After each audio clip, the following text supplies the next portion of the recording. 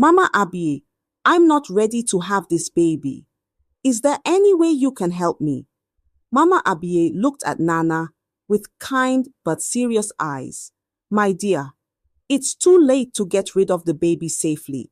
It could be very dangerous for you. Nana's heart sank. She didn't know what to do. But then, Mama Abby said something that surprised her. If you don't want the baby, you can sell it after it's born. There are people who would pay a lot of money for a healthy child. Once upon a time, in a village far away, there lived a girl named Nana. Nana was very beautiful, with a kind heart that made everyone love her. She was always helpful and sweet, making people smile wherever she went. Nana's father was a poor farmer. He worked hard every day in the fields, trying to grow enough food for his family. Nana's mother was a trader. She sold little things in the market, doing her best to make sure they had what they needed. Even though they didn't have much, Nana's family was happy. They loved each other very much. Nana had a few close friends. Together, they walked to school every day. Nana was very smart. She always listened to her teachers and studied hard. Because of this, she was always the top of her class. Every week, the head teacher would smile at Nana and say, "Nana, you are the best in the whole school." Then he would give her a little gift, like a shiny pencil or a small book. Nana felt proud and happy because she knew she was making her parents proud too. The villagers all knew and loved Nana. They would say, "Nana is a good girl. She's going to do great things one day." And Nana would smile, dreaming of a bright future. As Nana grew older, she reached her final year in school. During this time, she became very close to a girl named Bola. Bola was not as smart as Nana, and she wasn't as pretty either. But she had a way of doing things that were different, sometimes not very good. The other girls in the village noticed this. They would say to Nana, "Nana, be careful with Bola. She doesn't always make good choices." But Nana didn't listen. She liked Bola and wanted to be her friend. One day, Nana went to school with an empty stomach. There was no food at home, and her parents couldn't give her anything to eat. She felt very hungry and sad. But when she arrived at school, she saw Bola carrying 2 plates of food. Bola smiled and said, "Nana, I brought this for you. I made it just for my special friend." Nana was surprised and very thankful. "Thank you so much, Bola," she said, and they sat down to eat together. From that day, their friendship grew even stronger.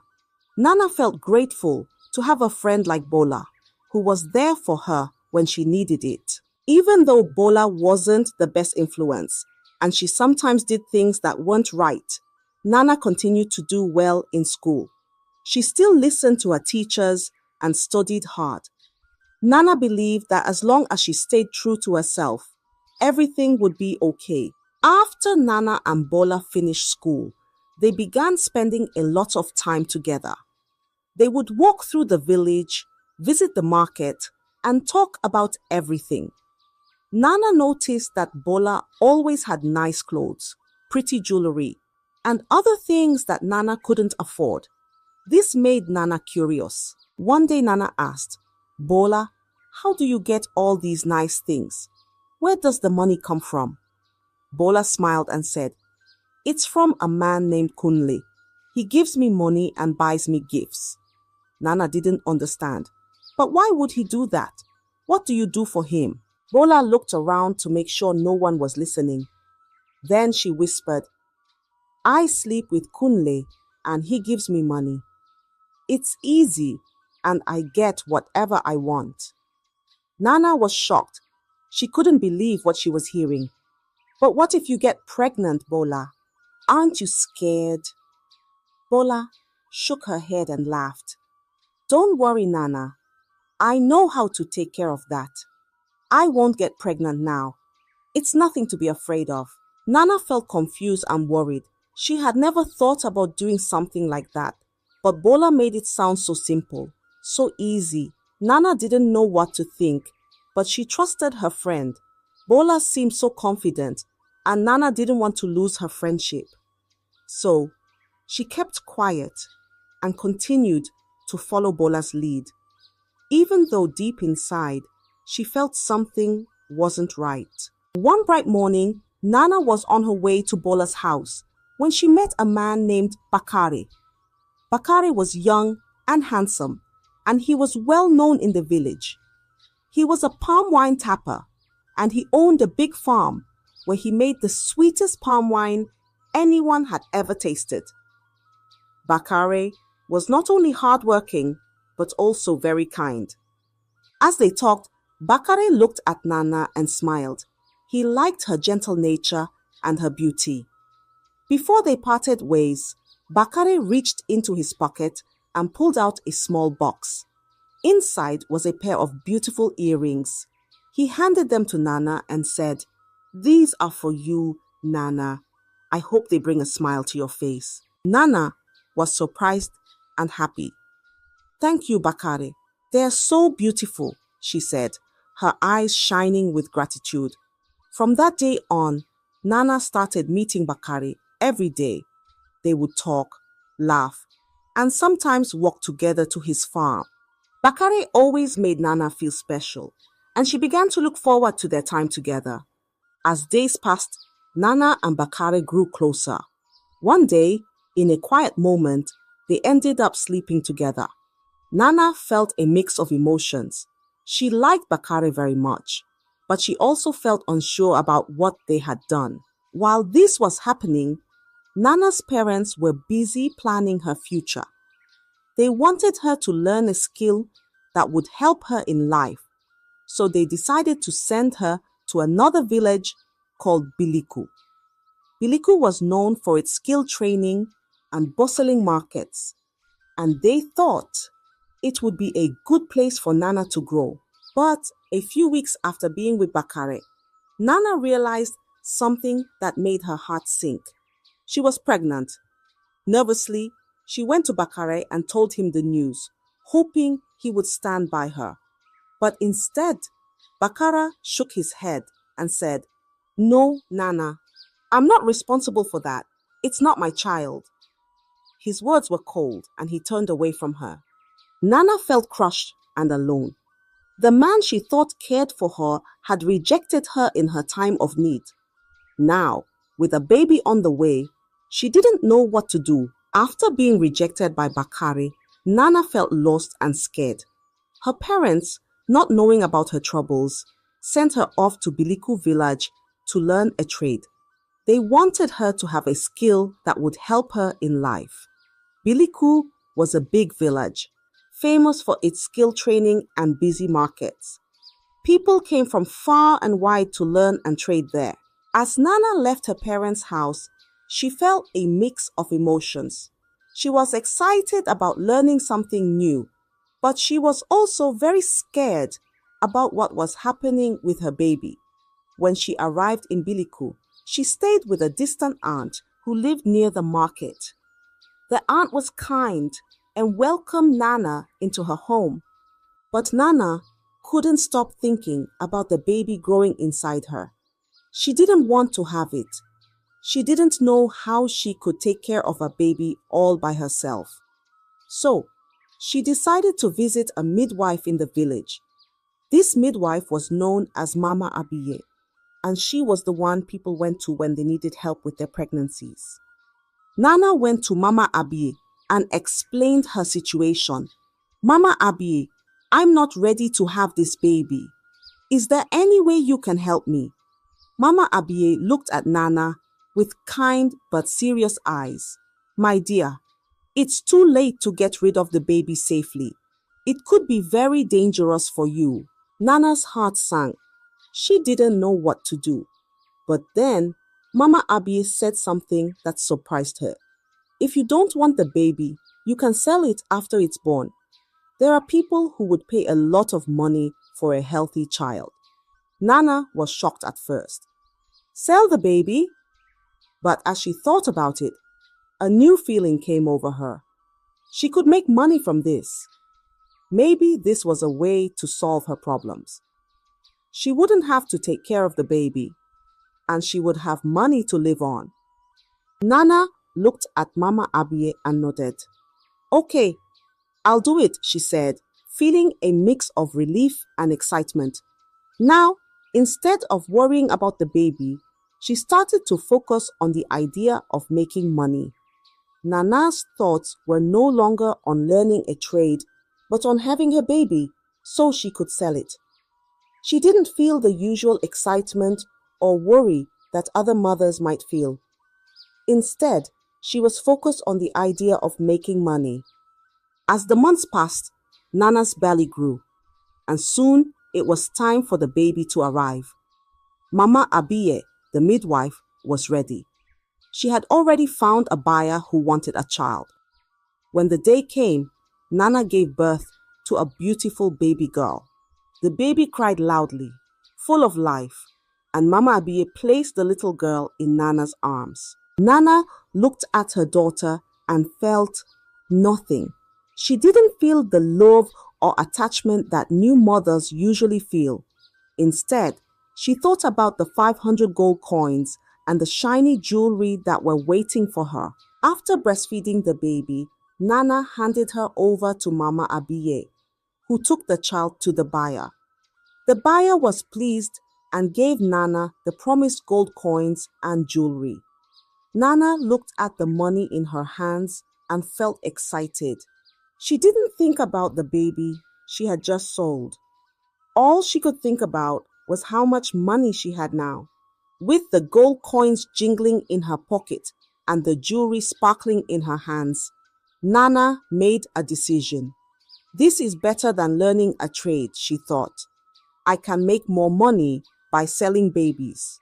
So, instead of focusing on her skill training, Nana planned to get pregnant again. She knew that as long as she could keep having babies, she could keep selling them and making money. Nana didn't see anything wrong with what she was doing. To her, it was just a way to get rich quickly. It didn't take long for Nana to get pregnant again. This time, it was with a man named Tari. Tari was just another man in the village, and when Nana told him she was expecting his baby, he reacted just like Bakari had. Tari shook his head and said, "That's not my baby, Nana. I don't want anything to do with it." But Nana didn't feel sad or worried. Instead, she felt happy. She was already thinking about the money she could make from selling this baby too. Without wasting any time, she ran to Mama Abie's hut, full of excitement. "Mama Abie, I'm pregnant again," Nana said, almost dancing with joy. Mama Abie looked at Nana with concern. "Nana, you must be careful. Selling babies is not something to take lightly. It can lead to a path of regret." But Nana didn't want to hear it. She smiled and said, "This is the path I've chosen, Mama. I'm going to keep doing this. It's the best way for me to make money." Mama Abie sighed, but she knew Nana wouldn't listen. So she helped Nana through the pregnancy, just as she had before. After 9 months, Nana gave birth to a baby boy. He was strong and healthy, crying loudly as he came into the world. But Nana didn't feel the need to hold him or even look at him. She knew the buyers were already outside, waiting. Without a second thought, she handed the baby over to Mama Abie, who took him to the buyers. This time, the payment was even greater. The buyers gave Nana 2,000 gold coins and more jewelry, even more beautiful than before. Nana was thrilled. The money was more than she had ever imagined. She didn't think about the baby she had just sold, only about the wealth she was accumulating. As Nana looked at her growing pile of gold and jewels, she felt powerful. She believed She had found the perfect way to get rich, and nothing else seemed to matter. She was determined to continue down this path, no matter what anyone said. Nana's plan worked even better than she had imagined. She became very rich very quickly. Each time she got pregnant, she sold the baby and collected more gold coins and jewels. The more babies she sold, the richer she became. Soon, Nana was living a life of luxury in Biliku village. She had the finest clothes, the most beautiful jewelry, and anything else she wanted. But as Nana's wealth grew, so did Mama Abiye's concern. One day, Mama Abiye sat Nana down and said, "Nana, you must stop selling your babies. They are your future, your own flesh and blood. You can't keep doing this." But Nana just laughed and waved her hand. "Don't worry, Mama Abiye. I have many more children inside me. I'll keep making money this way, and nothing will stop me." Nana didn't listen to the warnings. She was too focused on her riches and the easy life she was living. She sent money and gifts back to her parents in her village, who were amazed by how much she had.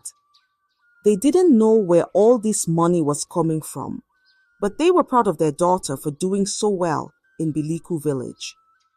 By the time Nana decided to return to her village, she had sold 10 of her babies. Each sale had made her richer and more powerful. She felt on top of the world, believing that nothing could go wrong. With her bags full of gold and jewels, Nana was ready to go back home and show everyone how successful she had become. She didn't think about the babies she had sold or the warnings she had ignored. All she cared about was the wealth she had gathered and the luxurious life she had built for herself. When Nana finally returned to her village, she looked so different that even her own parents didn't recognize her at first.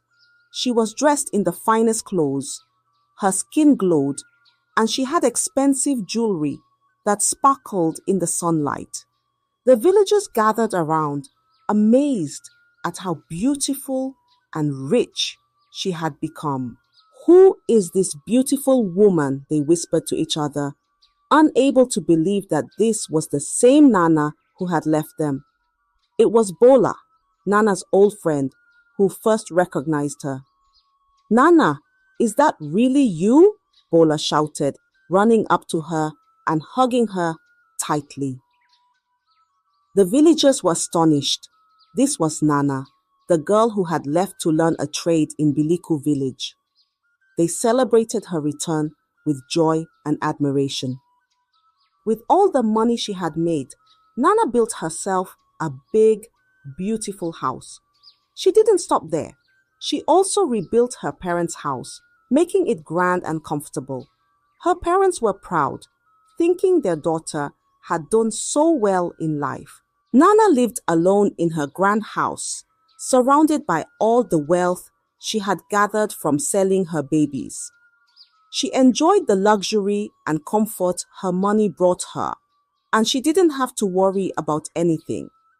The men in the village were captivated by her beauty and success.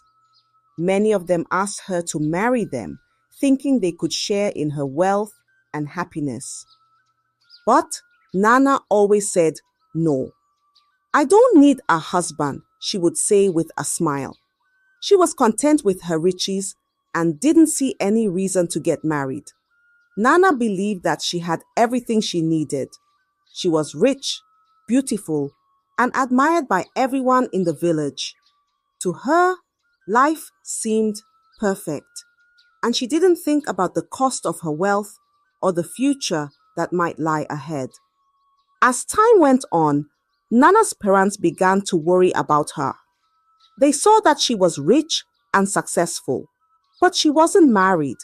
In their hearts, they believed that having a husband and children would bring true joy and happiness to Nana's life. One day, her mother gently said, "Nana, you have everything, but you are alone.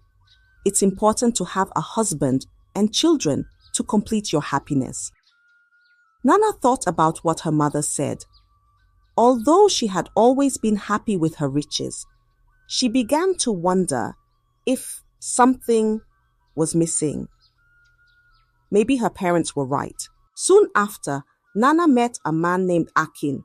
Akin was also rich and came from a well-respected family in the village. He was kind, handsome, and seemed to care deeply for Nana.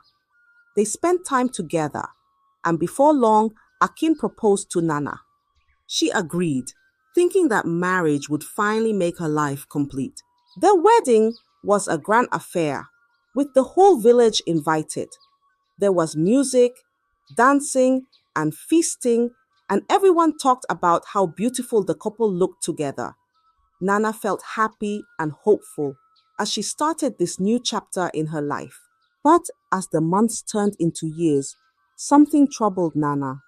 2 years had passed, and she still hadn't gotten pregnant. Akin's mother, who was eager for grandchildren, began to pressure Nana. She would often say, "Why haven't you given us a child yet, Nana? A wife's duty is to bring children into the family." Nana tried to stay hopeful, but the pressure kept growing. One day, Akin's mother could no longer hide her frustration. She stormed into their home and shouted, "Nana, you are barren? You can't stay in this house any longer. My son needs a wife who can give him children." Nana was heartbroken. She loved Akin and didn't want to leave, but his mother's words were final. With tears in her eyes, Nana packed her belongings and left Akin's house. She returned to her own home, feeling empty and alone. The marriage that she thought would bring her happiness had ended in sorrow. Nana realized that all the riches in the world couldn't fill the void left by her inability to have a child. As she sat in her grand house, surrounded by the wealth she had accumulated, Nana felt a deep sadness. She had everything she thought she wanted, but now she was more alone than ever. After being sent away by Akin's mother, Nana tried to rebuild her life. She hoped to get married again, thinking that maybe, just maybe, she could find happiness with another man. But no matter how hard she tried, no man wanted to stay with her. Because she couldn't have children, word spread quickly in the village and people began to see Nana differently. They whispered behind her back, and the suitors who once flocked to her now stayed away. One day, out of the blue, Bakare, the very first man who had denied her when she was pregnant, came to her house. He looked serious and demanded, "Nana, where is my child? The child you were carrying when you left the village." Nana's heart raced. She didn't want to admit what she had done, so she lied. "I lost the baby, Bakare. I had a miscarriage." Bakare looked at her, his eyes filled with doubt, but he left without another word. Just when Nana thought the worst was over, 2 more men came knocking at her door on different days, each asking the same question. "Where is my child, Nana?" To both men, she gave the same answer. "I lost the baby. I had a miscarriage." But Nana's lies didn't stay hidden for long. A villager who had been listening in on one of the conversations overheard everything. This villager knew the truth about what Nana had been doing in Biliku village. Without hesitation, they told the men, "Nana didn't lose your babies. She sold them. She's been selling her children to get rich." The men were shocked and furious. The news spread like wildfire through the village. People couldn't believe what they were hearing. The men who had come to Nana, now knowing the truth, were filled with rage. They returned to her house, this time with a crowd of angry villagers behind them. "Give us back our children, Nana," they demanded, their voices loud and threatening. "If you don't, we'll burn down your house." Nana stood frozen, fear gripping her heart. The wealth she had gathered, the life she had built, all of it was crumbling around her. The villagers, who once admired her, now looked at her with disgust and anger. Nana realized that her actions had finally caught up with her, and the consequences were more terrible than she had ever imagined. With her heart heavy and her mind full of fear, Nana knew she had no choice but to try to find the children she had sold. She traveled back to Biliku village, desperate to undo the wrong she had done.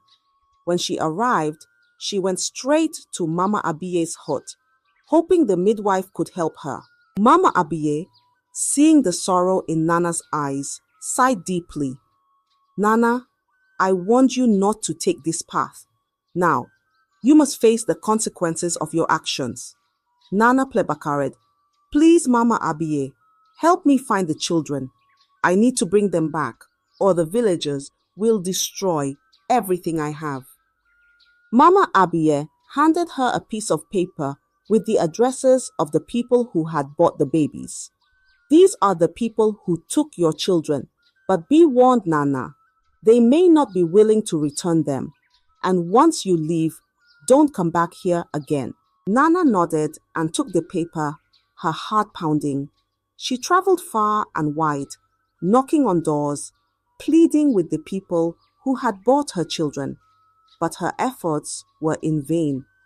Some of the people denied ever knowing her, while others refused to return the children, saying they were now part of their families. Each rejection cut deep into Nana's soul, and she felt the weight of her choices crushing her spirit. After many fruitless attempts, Nana returned to her village in shame. The villagers were waiting for her, their anger still burning. They didn't care about the gold and jewels she had once flaunted. To them, Nana was no longer a symbol of success, but a reminder of greed and betrayal. Her parents were devastated by the news. They couldn't believe what their daughter had done. They regretted sending her away without checking on her and not teaching her the dangers of loving money too much. The weight of the shame was too much for Nana's mother to bear, and she passed away, leaving Nana feeling even more alone and broken. In a final act of repentance, Nana gave away all her money and her house, but the villagers rejected her offerings, not wanting anything that came from such a dark place. Determined to make amends in any way she could, Nana sold everything and gave the money to the less fortunate. Then, with just a small bag, she left the village, carrying nothing but her sorrow and regret. Nana settled at the entrance of the village, far from the life of luxury she once knew. She lived alone, spending her days in quiet reflection, haunted by the memories of the children she had sold and the life she could have had. Though she found some peace within herself, the loneliness never left her. She realized, too late, the terrible mistakes she had made. Nana's story became a lesson for all the children in the village. Parents would tell their children, "Remember Nana, who traded her future for gold. She had everything but lost it all because she couldn't see what truly mattered." Nana lived the rest of her life in solitude, her heart full of regret, and as she sat by the entrance of the village, she hoped that her story would help others avoid the path she had taken. She learned that true wealth wasn't in gold or jewels, but in the love and life she had once taken for granted. I hope you enjoyed the story. If so, please like the video, comment what you learned from the tale, and don't forget to subscribe to the channel for more enchanting tales just like this one. Thank you.